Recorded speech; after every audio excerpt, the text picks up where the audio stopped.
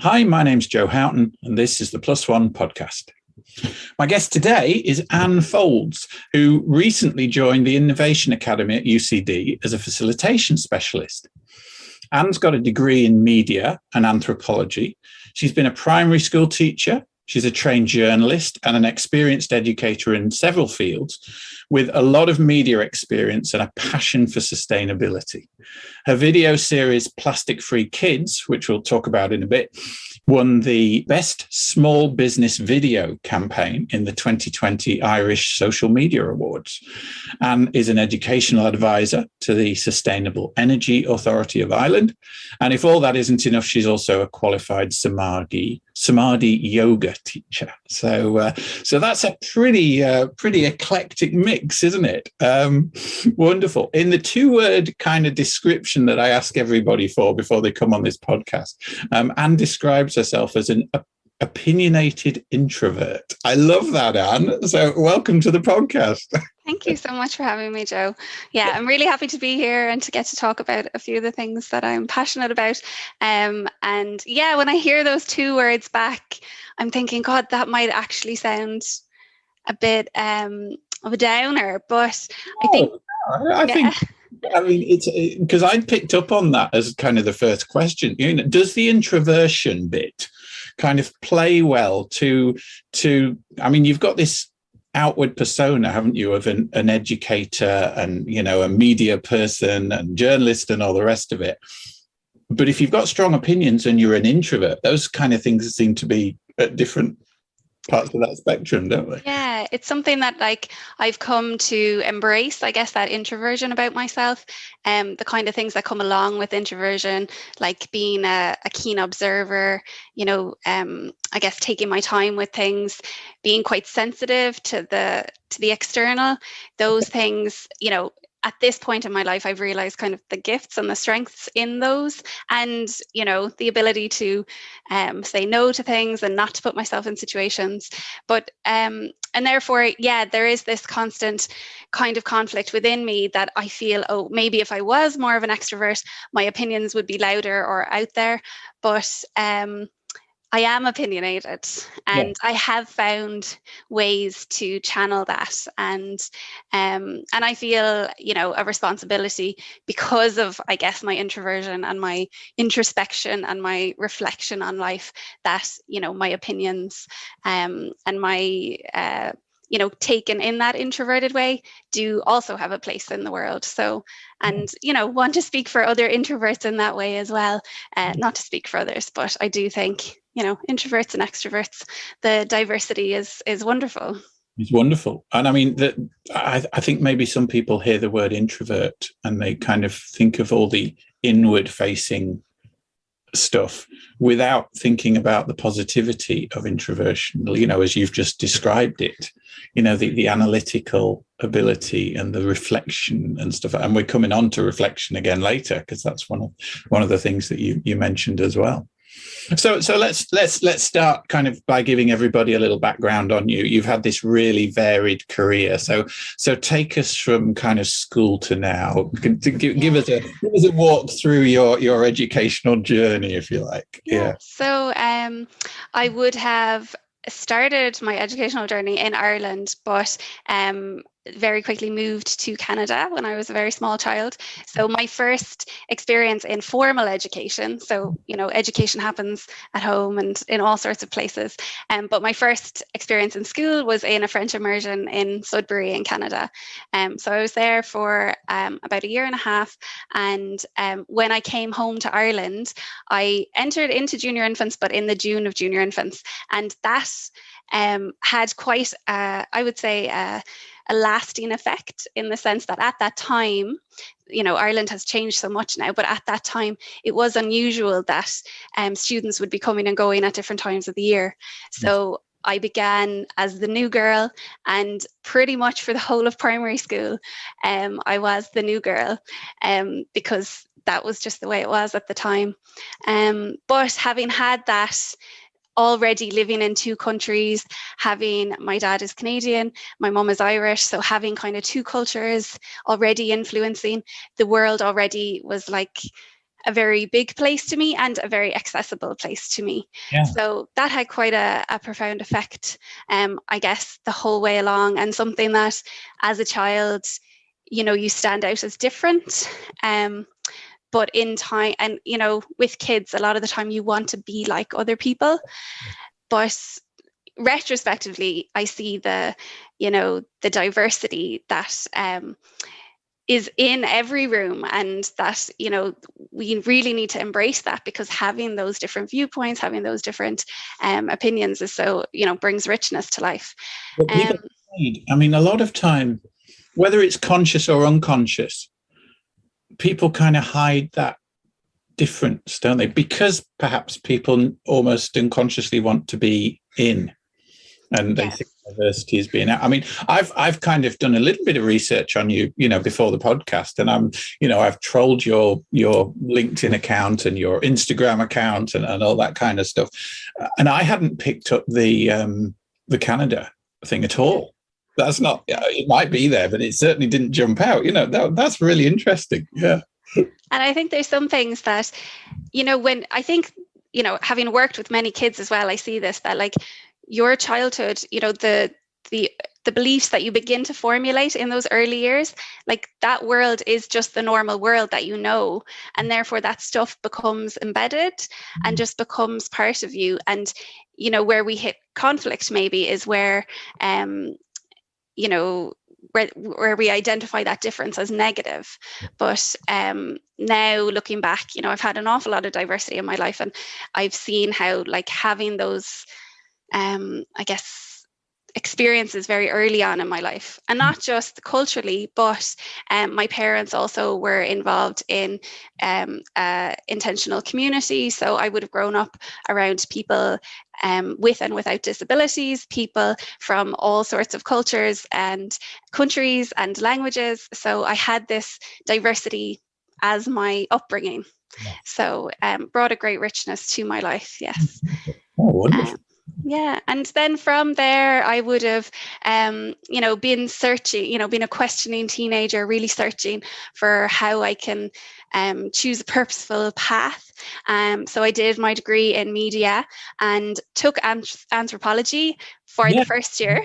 Really interesting mix. Yeah. It was, I remember at the time, it was kind of around my desire to understand people, and I kind of had this idea of being like a documentary filmmaker where I would, just having access to people's stories, because I just think that everybody has a story, everybody has, a really unique perspective on the world, and there's value in all of that. And I guess I wanted to capture some of that.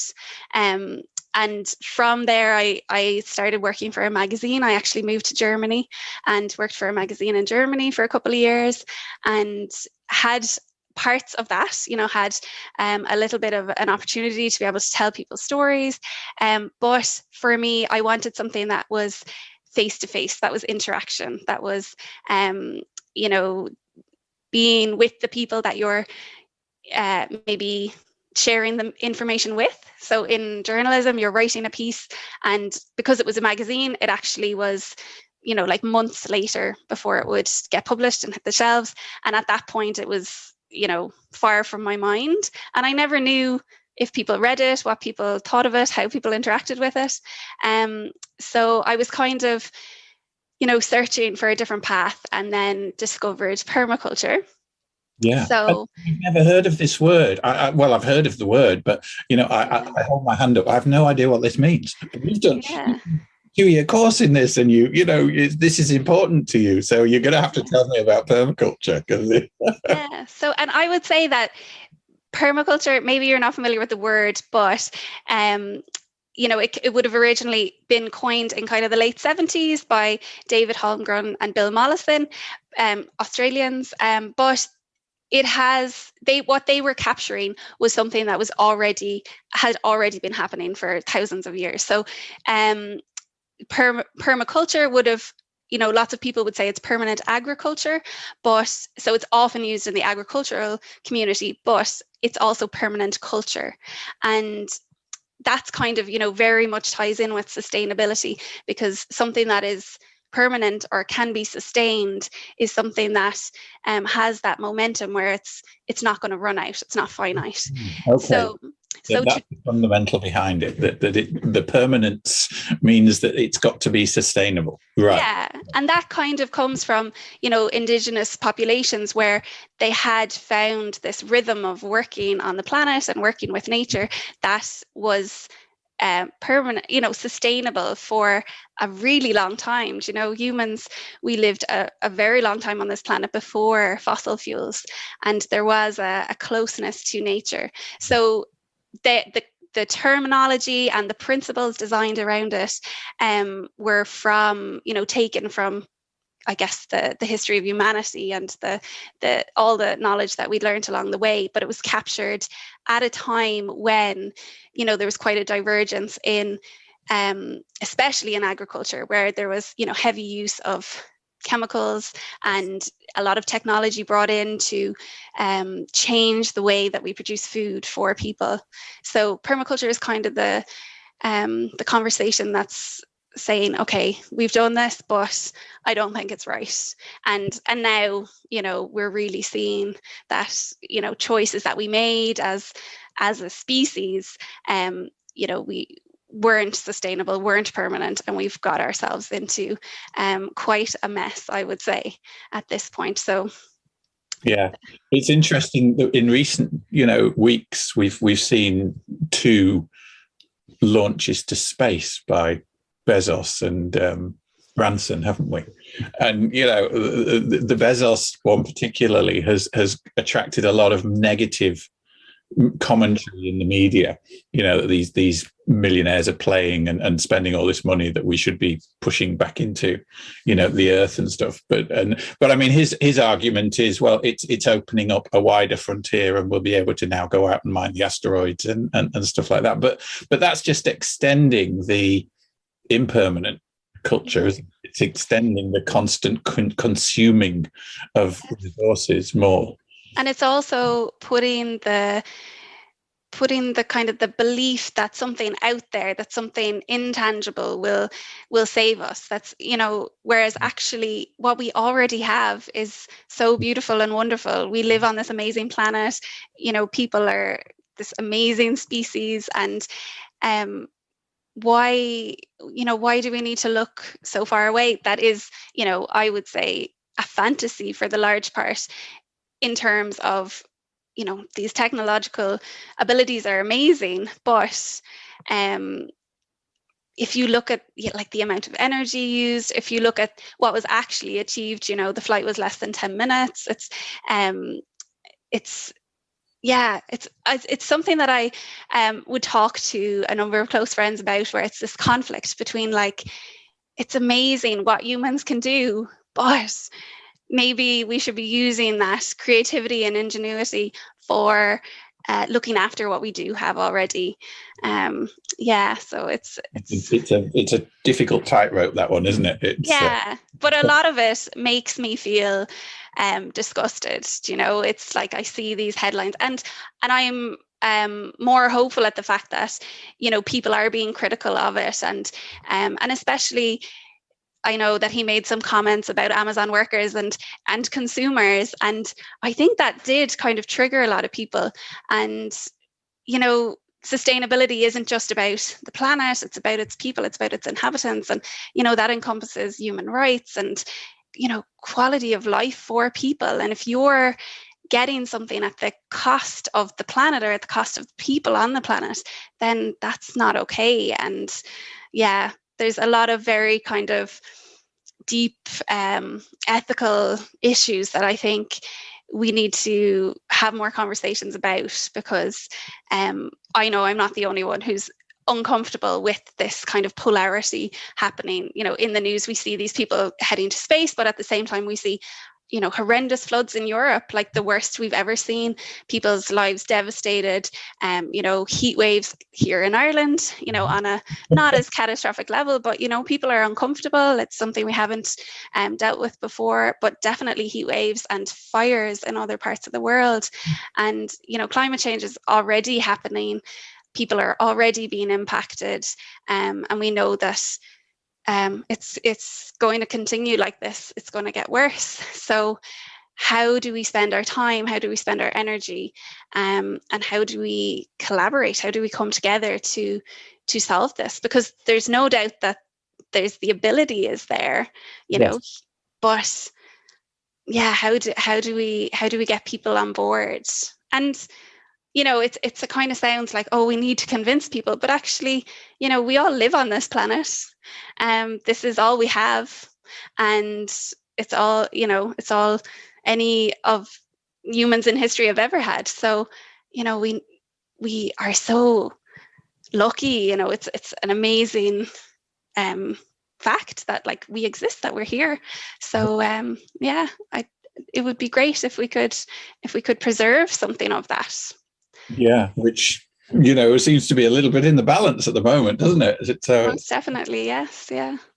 Okay, so I mean, this brings us kind of back to the career path.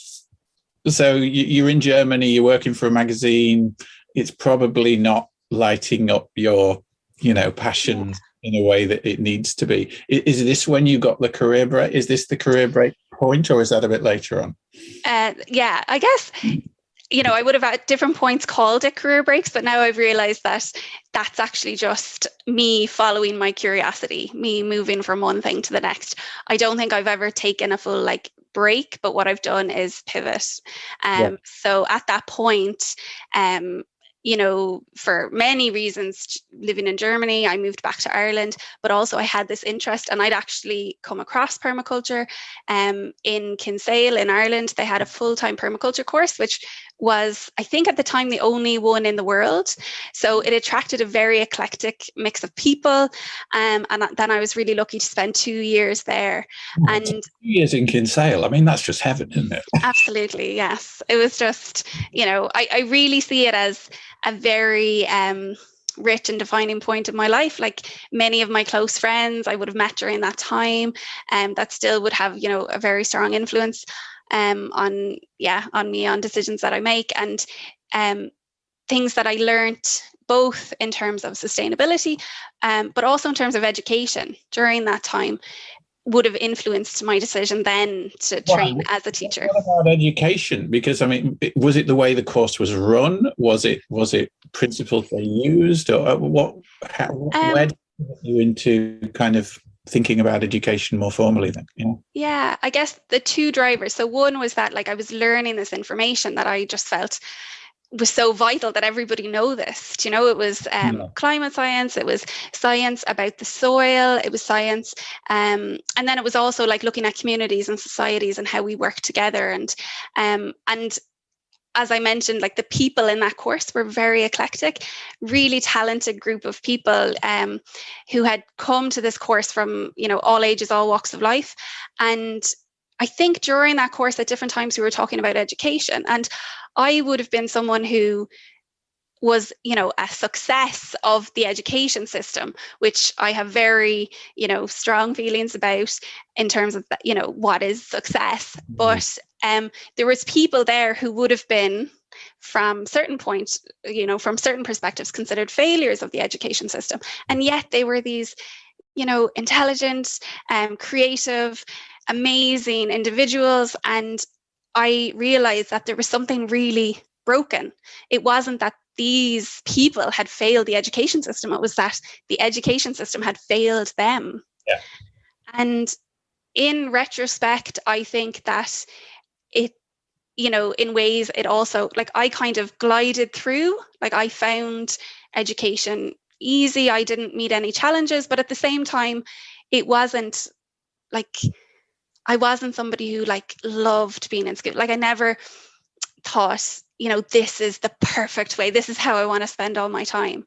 But I do believe that education is such a powerful tool, and it has transformed the power dynamics in the world. So, and therefore, like everybody has the right to access it, and everybody should be able to be involved. So that was like my thoughts that were developing around education at that time were around like that the education system could be better, and also that this environmental knowledge, this knowledge about the planet and where we're headed, and our resources running out and the damage that's being done. Like, I also wanted to share that information, and I knew that education is such a powerful way of changing the way that we move in the world, changing the way that we think about the world. So I trained. So why train then for primary school teaching? Because I mean, teaching a 4-year-old or a 5-year-old, is that going to change the world? Wouldn't you be better training as an adult educator?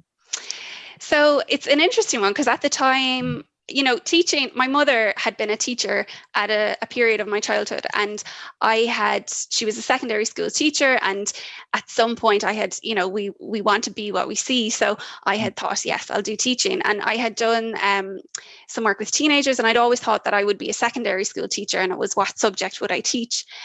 But I think even when I was studying permaculture, and maybe around that time I had begun, friends started having children and started meeting children. And I just saw how formative, and even for me, how formative those first few years of life are, how that's really where we create our beliefs about the world.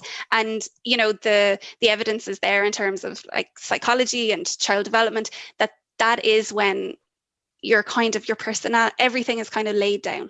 And, you come with some of it, this whole nature nurture argument, like, these strong personalities exist right from the get-go, but the way that they formulate belief systems about the world happens very early. So working with children is quite, at that time I was thinking, I'll be able to have the biggest impact. But what I've also learned is that working with children is that's when they actually can have the biggest impact on me in terms of my learning.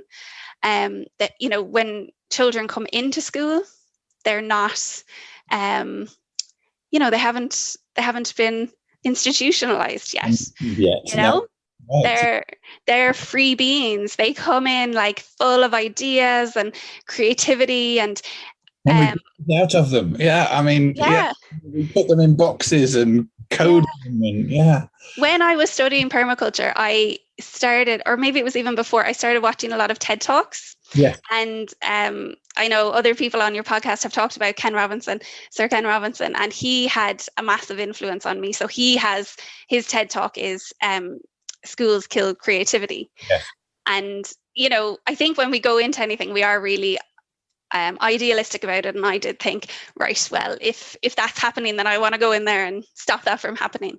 But as we know, these are much bigger. It's very hard to change a system. But at the same time, what's happening within the system, there are so many positives. And working with my students, working with a class of children. At times I worked as a learning support teacher, so I would have been working one-on-one or with small groups, and seeing the impact that you can have on somebody's life, and seeing, and that goes both ways. Yes. You establish a relationship with a child, or with their family, or with my colleagues, and I see myself as a constant student, lifelong learner, and my best teachers have been my students and people that I've come across. So it really was a privilege to be able to go into primary school teaching, and absolutely loved my job. Had my strong opinions about ways that it could evolve and change. But, it is magic to be in a room with 30 children and to see what happens. And to be able to share information about the world with them, that just, the world is an amazing place and people are amazing. And that's, if we can hold on to that, then it's magic. I really feel that. Yeah. And the passion comes through. I mean, it's quite clear that the passion comes through when you're talking about it. You light up, which is just wonderful. So what took you out of the classroom then? So I think there is a sense of urgency around climate change, but also we're in a climate emergency. We have a biodiversity crisis. We have a waste crisis, and all of that is just, I feel an urgency around it. And I think also while I was working in primary schools, I was also doing a bit of work around mental health and would have worked very closely with a colleague around wellness. And, there was reports coming out about, really shocking statistics about mental health in children and happening at a younger and younger age. Yes. And when, I guess I'm a big picture thinker. And when I would zoom out, I would see, okay, we have these massive environmental crises and we also have mental health crises. And of course we do, because if our planet isn't well and thriving, then how can the beings on it be well and thriving? So I didn't see them as separate. I see them so interlinked. And if I can put my energy into, creating creating a story maybe that allows us to move in the direction of a healthier planet and healthier people, then that can be hopefully, impactful. It's an interesting one because I have left primary teaching, and yet I still very much see myself as a primary teacher. And, I took a career break and that has led me in a different direction. Yes. But it was never the intention to leave and be done. So what I am doing, my work is still, and I'm in schools a lot, up until a couple of weeks ago, I would have been in a classroom. So it's still very much where I see my work. Yeah. But the urgency around climate change and trying to bring that into the education space has been where I'm attempting to navigate. But there's challenges to that. Oh, yeah. And I mean, one of which would be scale. But I mean, to some extent, you start to address that with Plastic Free for Kids. I mean, so this is a nice segue into that. So tell us about this project. Tell us, what it is and where it went and stuff, because it's a really interesting project. Yeah, so a couple of months into my career break, I saw this ad. Actually, a friend of mine sent it to me that this company Changed by Degrees. They were a startup and they were looking for somebody to do workshops in schools. And it was workshops around going plastic free. And I thought this is perfect for me because I have the school experience and my passion is in environmentalism. So this was bringing the two together. So we started with funding for 50 schools in Tipperary, and I would have gone into schools and done workshops. And then the following year, we got funding for 100 schools in Cork. So I had, we had massive demand that year. There was actually quite a shift, which was interesting. In 2019, we were trying to get schools to sign up.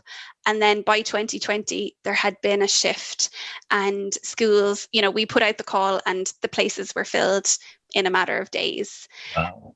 But that was early 2020. So I had visited, I think it was 32 schools. I was actually in a school when the announcement came that schools were closing. Yeah, I remember. On that Thursday.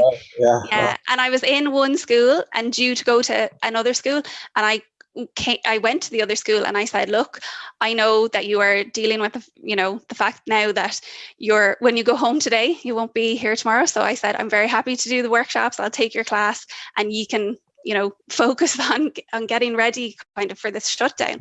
And at that time, it was interesting because it was coming up to Easter and we knew that schools would be closed until after Easter. And in our minds, when I talked to Tara and Madeline, who are Changed by Degrees, we thought, we'd still have time after to complete the workshops. We didn't realize that the sky was actually falling at the time, did we? Yeah. So within a couple of weeks, though, it did become clear. And then we had to do a complete pivot and think about, because we had the funding secured and we already had schools. So we were like, how can we do this? So we decided to do this online series.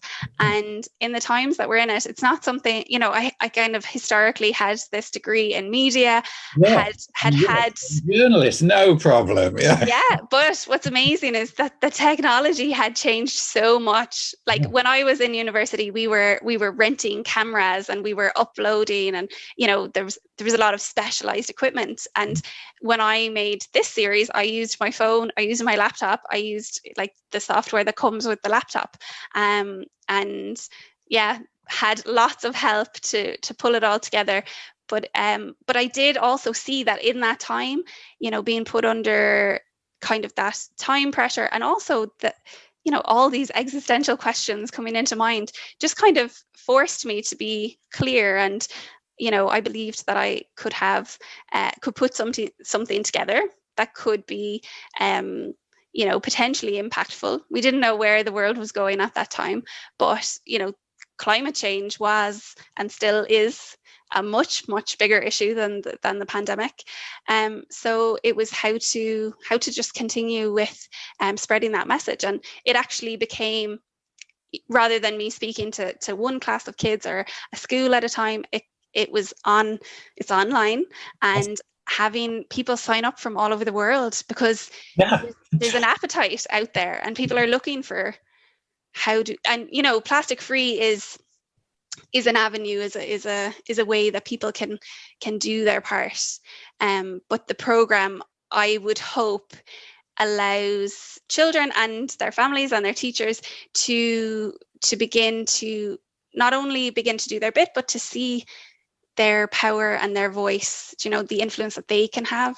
So within this series, we really take it from like individual actions to then connecting to your community, to then engaging with politicians, to engaging with, big business. Yes. And how, an individual can have that impact, but also when a lot of individuals come together, we can have, a very big impact. So, yeah.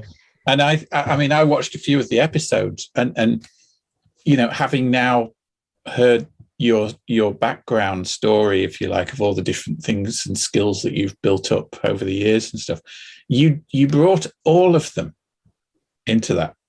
The script is fabulous.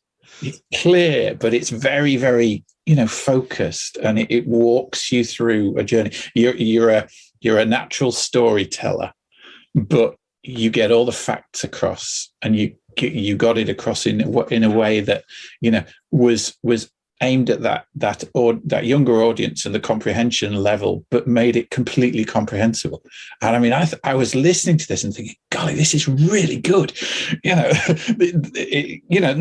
matter that it's kind of shot in your your box room, kind of pointing the webcam at your face, the kind of production values don't matter, do they? It's the message. And the impact that the message has, and it was really, really well put together. So I'm not surprised you won an award for it, because it's a very impressive piece of work. Thank you very much. Yeah, and I think also, like, there's parts of it that I would do differently. I would. Of course, there are. But you never do anything perfectly the first time, do you? Or the second time? Yeah, but what it also did was it allowed me to see that anybody can do this. It's and actually, children who are, as some people say, digital natives, they can put things like this together. Yes. We've really, from the time that I studied media, where it was, a bit more specialized and certain people had access to equipment, and, there was still an unequal distribution of wealth and power in the terms of media. Now we can see how, people having a camera in their hand has, changed everything. Yeah.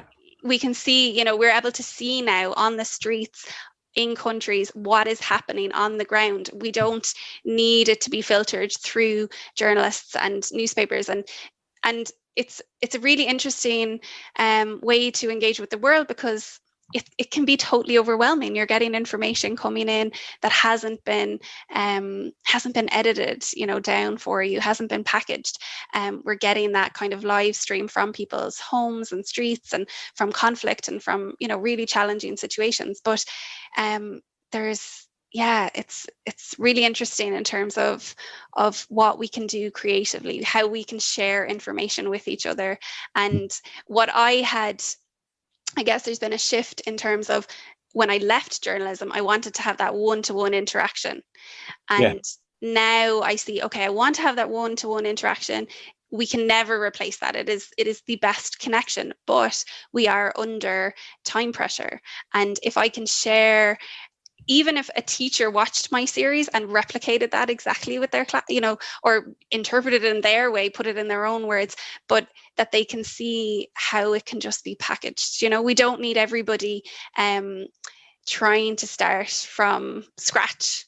Yes. We have this global network, we have the technology, we have the ability to just share information, to share tools and access. And it's exciting to see how it's grown. It hasn't been like inundated with demand, but it has had these pockets of people contacting me from Uganda and India and all over Europe. And it's really interesting to see that something that I created in my back garden effectively is then being interacted with. So, and I mean, your heart must just sing when that email from Uganda comes in or somewhere like that, because you've reached somebody halfway across the planet who you would never have met otherwise. And I feel humbled, and I feel also that what I have produced is probably, I don't know how it fits. What I want is that people take it and then be able to manipulate it for their own situation, because as much as I would love to have an insight into what life is like in Uganda, I've never been there. I don't know people from there, and there's like most of the world I'm like that about. So I think rather than trying to have a solution that fits everybody, I want to spark some ideas that people can then take and make their own. And there is some commonalities, because especially in terms of big business, global corporations that are more powerful than governments, we are all trying to engage with how do we, how can we create change when the power is structured like that? Yeah. I love this focus that you've got. And I mean, I wrote down the question on my little list after tell us about Plastic Free for Kids talks to what you've just said. So if other educators wanted to produce something like Plastic for Kids, okay, give us some tips, give us some ideas about how you might put a project like that together, and what did you learn that you perhaps shouldn't do? What are the things that you wish you'd known at the beginning of that project that you could tell us now, if you like, if we were going to start something like that? Yeah, it's a good question. And I think what for any individual who wants to do something, you need to do something that you care about, that you're passionate about. And sometimes that needs a little bit of exploration, because you might not realize, for instance, you might not realize how passionate you are about the trees in your park until somebody comes along and tries to cut them down. It's something that's there that gives you life, but you might not have reflected on that or identified that. It is when things are no longer accessible to us that we feel that loss. So, but I do know that so many teachers are so conscious about what is happening, but in terms of climate change, it's overwhelming. How do we begin to talk to our students about such challenging topics? So I'm always focusing on what we can do. What are our circles of influence? So a teacher needs to start by seeing what they care about, and that might be, waste, it might be biodiversity, it might be, gardening, it might be dependent on their locality. It also could be social justice issues, which are so connected. And then from there, work with, is the children in your class that you're working with? Is it your staff that you want to influence? That's an area that I know your audience, kind of. Know your audience. And I think the structure that I would have put into the Plastic Free episodes, where it begins with the individual and then it begins to move outward as you build confidence. So, with a class of kids, start by planting those seeds on the windowsill, maybe then decide to change some of the school grounds into a garden, maybe then get parents involved, grandparents involved, the community, create a community space, and then, see how that can be connected in. How can you connect in with maybe local supermarkets, or who will sponsor you, where can you get your seed, who else is doing this? So then begin to connect. Is there other school gardens? Yes. Build it outward, connect with what's happening elsewhere in Ireland and then elsewhere in the world. And it's through relationship. So like whatever we're doing, yes, we're having an influence on the planet and on biodiversity, but from so much that I've read around these kind of environmental movements and initiatives, when you ask people, why did you get involved? What did you love most about it? It's the people I met, the connections I made, the life that I got from being involved with it, the joy that I got from feeling like I was making a difference, but with other people. If you go and plant trees with a group of people, like it's having that community. So that's like, I would talk a lot about how we need to be connected to other people who care about the things that we care about, who are like-minded, and that can also then nourish us to engage with people who maybe don't care about the things that we care about. But yeah, that, every person has power and has influence, and that might just be on the person next to them, but that we, feel like we are all powerful agents on this planet, that we can affect change, and not just change for humans, but for other species. And working with kids, that's a really, kids are much more connected to nature, to trees, to flowers, to animals, to, like the amount of knowledge that a child can have about, the specifics on jellyfish or sharks, or, they have this capacity to just hold all this knowledge of stuff that they are fascinated with. And I want them to hold on to that. It's the planet is, an amazing home. And if we love it, then we will look after it. And if children love the planet, if we all love the planet, we will look after it. So it's just re-establishing those connections and retelling that story to ourselves, that actually, my home feels like it's this building, but actually the air that I breathe, the water that I drink, the food that I eat comes from outside of me. And yeah, I love it. I mean, I love that circles kind of analogy that you describe, because I mean, that's a really usable framework, isn't it? Mental framework for any teacher to think about. Say, start small, start local, and then just build out one step at a time, and make connections and forge new relationships and stuff, and see what happens. Yeah. And it is just that following the curiosity and doing what, I would say when I was teaching, you as a teacher, you are overwhelmed with curriculum and yes, necessary bits that you have to do. And teachers feel very time poor in terms of what they actually want to spend their time doing. Yes. So it can feel like, and I would say maybe even when I was in primary school, like when we went for a nature walk, it was kind of like last thing on a Friday, when everything else was tied up, we'd go out for a nature walk. But if you begin in your teaching practice, in, not just with children, with any age group, if you begin to try things where you are learning outdoors, where you are, and not just learning about the outdoors, but just learning outdoors, you will begin to see how much learning is actually happening. So it's not just sitting at a desk with a book reading about trees. It's kids out there looking at the bark, looking at the texture, looking at the patterns, looking at the the way the wind interacts with the leaves, and the amount of and then they're talking to the other kids about that, and the amount of English that's happening, maths in terms of like spatial recognition, and there is so much learning that's happening. Humans evolved for thousands of years without having a textbook, and built this amazing knowledge base.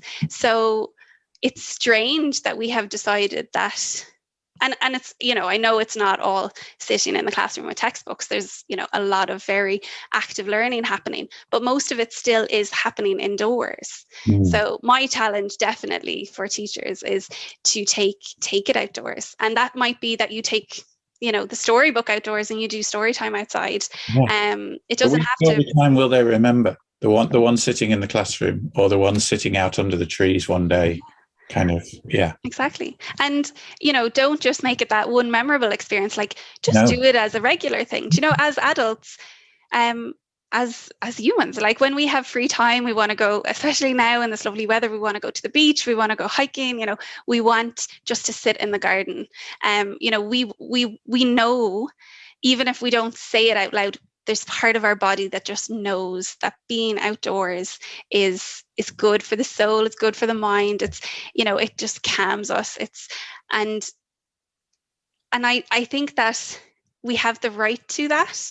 I'm very conscious that there's people on our planet who live in literal concrete jungles, and for decades, people have talked about, giving children access to nature. And for some children, that means putting them on a bus and driving them out to the countryside. This is a cow. This is a horse. Yes. Yeah. And in Ireland, I think, we are very lucky. We could have a lot more trees. We have a very low coverage of trees. But we have access to nature. For the most part, kids have been to the beach. They know what a tree is. Like that ecological literacy knowledge is probably a lot less than what our parents and grandparents had. Even like as a child, we played freely outside, and I know very few kids who do that now. Very few. And there's definitely we need to really reconsider the impacts of that, because it's not just on those individual children, but it's how we are valuing, how we are sharing what we are valuing. So if we don't, as educators, put value on kids having time outdoors, if we don't see how valuable that is, and not just an extra add-on that we do on Friday afternoons, if we say that like this is actually an integral part of our practice to establish a positive relationship with our planet, then we will get ourselves into even more trouble. But it's a very easy thing to do. As a teacher, you just go, okay, we're going outside. We're and even if that means we're taking our books and we're going outside, why not? So. Yeah, this puts me in mind of some kind of action that my children's school did a few years ago. I'm thinking 2 or 3 years ago, but I mean, knowing me, it's probably 5 or 6 years ago now. But they built an outdoor classroom. Amazing. So they hired this amazing guy, Sonny, who I think is based in Waterford. He's a stonemason and he does all wonderful stuff. And he came and he built this outdoor classroom with curved seats made of stone and stuff. And the children had a competition in school to design the tops of all the seats, using mosaic and stuff. And he laid all these beautiful mosaics into the top of the stone. So I'll put some photos maybe up when we kind of have the video so people can see this. But I mean, that's an example of a school actually going there, doing something, and I think they got some funding for it. But I mean, that is used every day. Yeah. And Danny and April come home and, they say, oh yeah, we had our class outside today. Yeah. And they were involved in the whole process. And they were involved in the whole process. Yeah. It's just, I just thought that was so good when the school did that. And I mean, I teach, photography. Yeah. And so many people come to me and say, right, can I come and have some lessons? And they're thinking we're going to sit at the kitchen table and talk about photography. And I say, yeah, right. So where are we going? And they say, what do you mean? And I said, well, you don't learn about photography at the kitchen table, or you can learn about bits of photography at the kitchen, but let's go out. Let's go down to the river and see whether we can find a heron, and shoot it, because you're going to learn far more about photography out there with the camera and, you know, getting the settings right and trying different things than you ever will watching a YouTube video or even sitting with me at a kitchen table.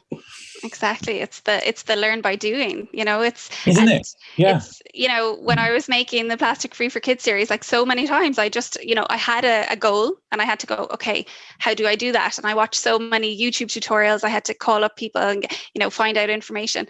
But if we gave kids those same tasks, and, you know, a lot of kind of the shift in education is toward these project-based learning. And yes. If somebody has an end goal and then they have to figure it out along the way, then that's so much more powerful. And it also is, you know, it upskills at a rate that we just can't replicate by taking one thing at a time and going through things in an order that we think makes sense. And it means that they collaborate because they're working in teams and they're bouncing ideas off each other and they're arguing, and which means they're processing mentally in different ways and all kinds of stuff. Exactly. Yeah. There's just so much, like within education, the opportunities are endless, and it's just about harnessing that and not getting worn out and bogged down and disillusioned and, you know, institutionalized and stuck, because I see that happening. As you know, it was very I was very privileged to be able to, when I was doing the workshops, to walk into hundreds of schools and to see hundreds of classrooms and to see, you know, meet loads of teachers and see all the amazing stuff that's going on. And also then to see some of the places where there's definitely room for a change and for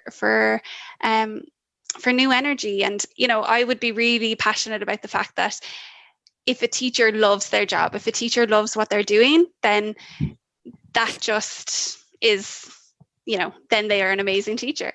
And if we look at the profession and see, you know, why aren't teachers happy? Because teachers go into this job, you know, intentionally, but yes. why?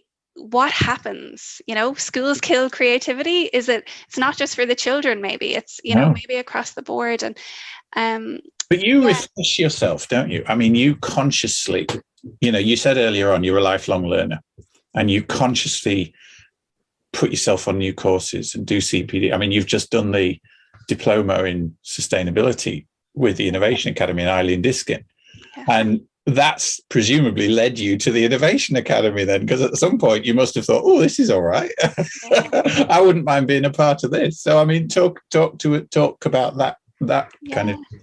Yeah. Absolutely. Like, that's the one, I guess, whatever belief I laid down very early in my life was that I loved learning. And I do think that, like, at times in school, it wasn't happening at the rate or in the direction maybe that I wanted. So therefore, I had the privilege in ways that I was able to go, okay, outside of school, what am I interested in and what will I go after? And, you know, I loved university. I loved being able to, like, have those really deep conversations on very particular topics. And after university, I wanted more of that. So it's just been natural for me that I would keep learning, and that anything that I love, I want to share. So that's where my yoga teacher training would come from, was that yoga had gifted me so much in my life, and I wanted to delve deeper into the practice and then also have the opportunity to share that with others. But when I came to, last year, signing up for design thinking for sustainability, and in ways I can say that I came a little bit skeptical to it at this point. I've worked in the area of sustainability for a long time and have a lot of passion around it, but in the world that we operate in, a piece of paper is sometimes necessary to open doors. So I very much was doing it from, okay, I need some kind of piece of paper that says I'm qualified in sustainability and that will open more doors for me. What I wasn't prepared for was the absolutely, transformative learning experience. And I can say that I've been really lucky that actually I've chosen a lot of those along my way. Yes. But I just wasn't, I don't know why, but I just wasn't expecting it in this particular scenario. But of course, like from the first hour being online, you realize, okay, there's something really special here. And so much of it just, it just delighted me that this kind of learning was happening in formal third level education. Because I love the fact that it was a surprise to you. It was a surprise. And, that it was intentionally led that way by the facilitators. It's designed that way. My experience in university was very rich, but it was because of the conversations and all the stuff that was happening outside. But for the actual transferring of knowledge, I was sitting in lecture halls, sometimes with hundreds of other people, and listening to somebody speak who didn't know my name and who would never have a one-to-one conversation with me. Whereas in the Innovation Academy, it is like, it's based on that. We're on this learning journey together. We get to know each other. There's a sense of community built, and everybody is such it's really well facilitated, and it just, it was such a wonderful experience. There's no lecturers in the Innovation Academy. No. You're facilitated. And I mean, it's just a word, but it's not just a word, is it? It's a mindset. It's an ethos. Absolutely.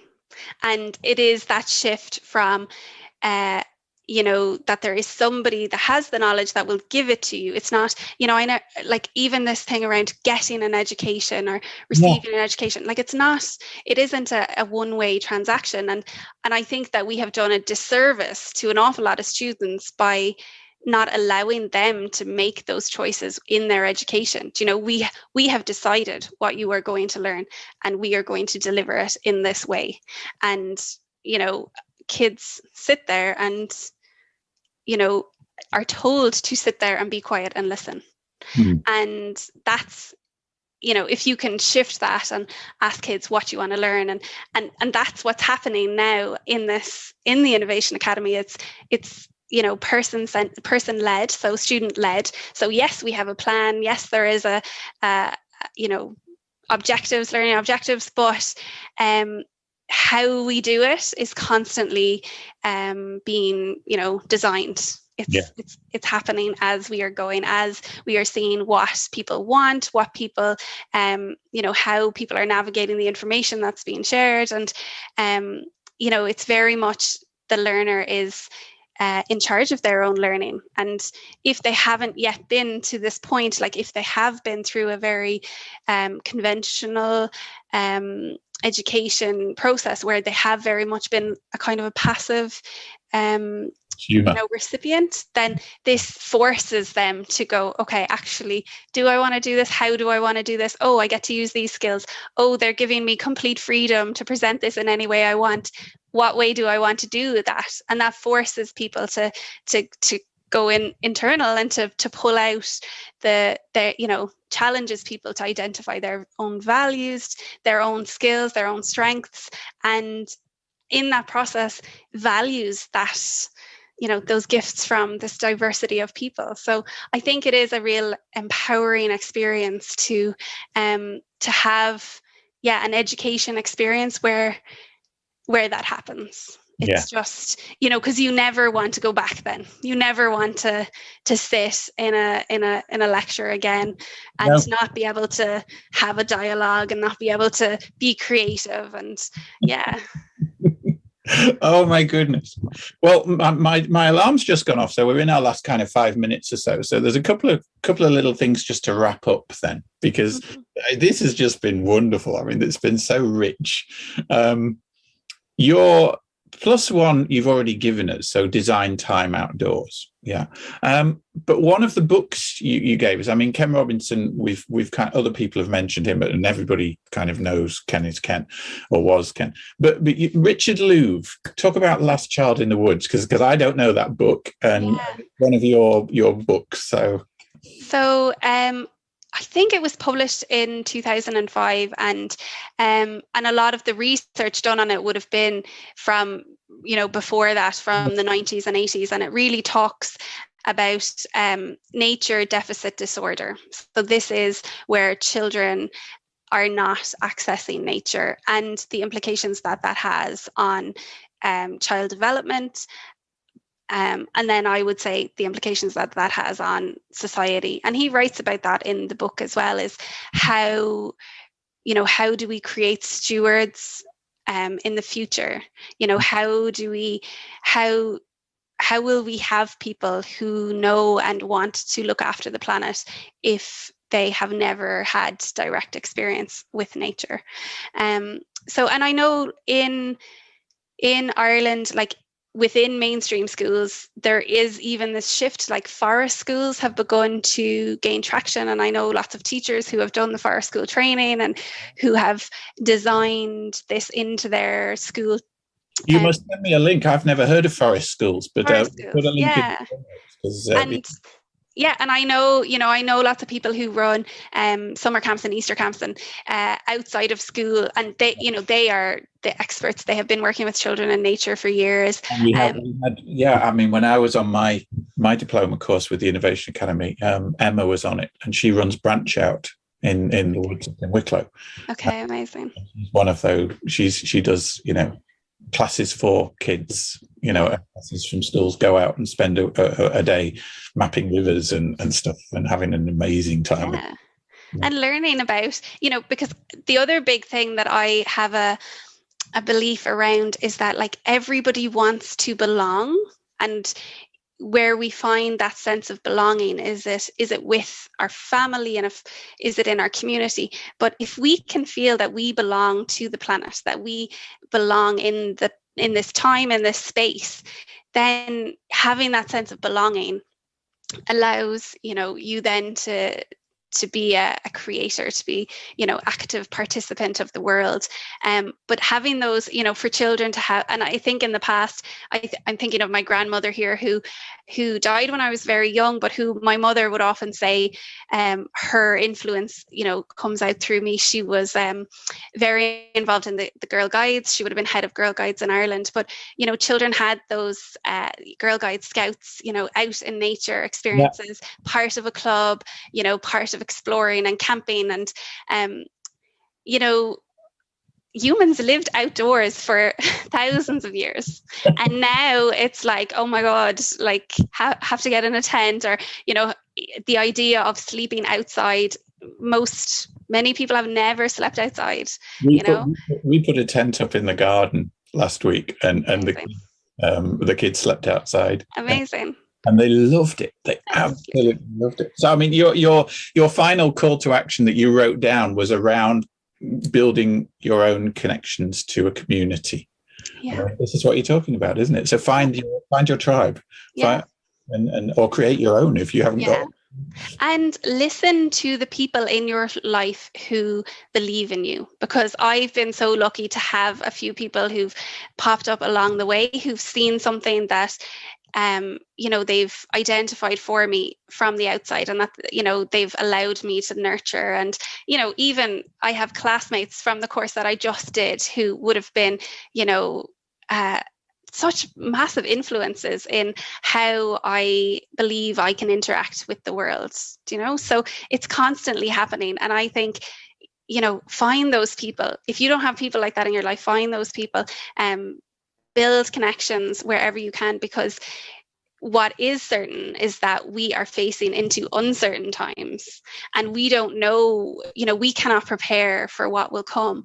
But if you have connections with people, and if you believe in yourself, as cheesy as that sounds, but like if you have that agency and you can make connections, and if we can build connections with people who don't have connections, I also feel a sense of responsibility, because and that would be something very much out of a very privileged upbringing in a very privileged part of the world, is that I am able to go on this journey because of the way that the planet is organized, and it's not a fair organized, it's not organized fairly. I'd just come back to permaculture, and permaculture has principles, but it also has ethics. And when I discovered the ethics of permaculture, that was where I know that I can return to them. So there's 3 ethics, and they are earth care, people care, and fair share. And they are so connected. And if I can move in that direction, I need people who I can connect to, and I want people to be connected. So, but there are so many people, who don't have those opportunities. So we need to, reach out and use our voices, use our power, to lift them up, to create a fairer world where hopefully we can continue to thrive for many generations. I'm so glad I reached out to you the other day in that meeting, because that was the first time we'd actually kind of seen each other, wasn't it, on that meeting and stuff like that. And I mean, it is a difficult thing to do, isn't it, to kind of reach out to somebody that you don't know and say, hi, can we chat, or can we talk, or whatever. And I wasn't expecting that, I guess, immediate invitation, but I'm so happy to have made the connection, and also just to I would say Innovation Academy is all about taking risks, and and this for me is not my comfort zone, but I am delighted. I'm passionate about what I speak about, and I'm opinionated. And I mean, one of the biggest benefits, I suppose, from a personal perspective of doing this little project I'm doing with the podcast, is I get to talk to amazing people.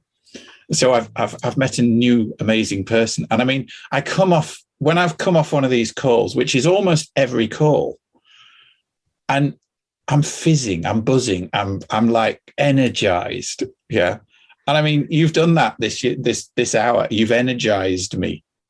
And you're sitting down in Cork, looking at us, and I've got a little 2-inch screen in front of me with your face on, and I'm finishing up this call, and I'm feeling energized, and I'm feeling I want to go off and find out more, and read more and stuff. I mean, that's amazing. That's what it's about. And what's so amazing is that you are having these conversations, and you are capturing them, and you are sharing them with other people, because I think that maybe in the education space, we do have a lot of like chat with colleagues and formalized chat, but being able to hear different perspectives, and I've listened to a lot of them, and hearing people at all different facets of education. And that's why I was so pleased that you came on, because I mean, we hadn't got sustainability really in that mix, which is and you've certainly filled that gap to some extent beautifully. So thank you so much.